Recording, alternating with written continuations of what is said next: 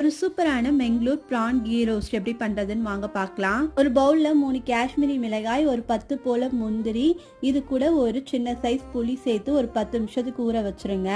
இந்த டிஷ்க்கு ஃப்ரெஷ் மசாலா அரைக்கணும். அதுக்கு 1 டேபிள் ஸ்பூன் தனியா, 1/4 டேபிள் ஸ்பூன் வெந்தயம், 1 டேபிள் ஸ்பூன் சீரகம், 1 டேபிள் ஸ்பூன் மிளகு சேர்த்து லைட்டா ரோஸ்ட் பண்ணி இதை ஒரு மிக்ஸி ஜாருக்கு மாத்திக்கோங்க.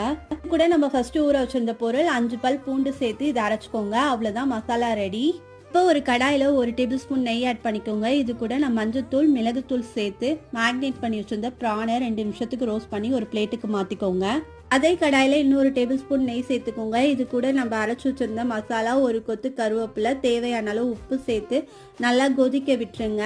நம்ம சேர்ந்த நெய்யெல்லாம் இந்த மாதிரி மேலே பிரிஞ்சு வந்ததுக்கப்புறம் ரோஸ்ட் பண்ணி வச்சிருக்க ப்ரான் அப்புறம் கொஞ்சமாக தண்ணி சேர்த்து 5 நிமிஷத்துக்கு கொதிக்க விட்டுருங்க.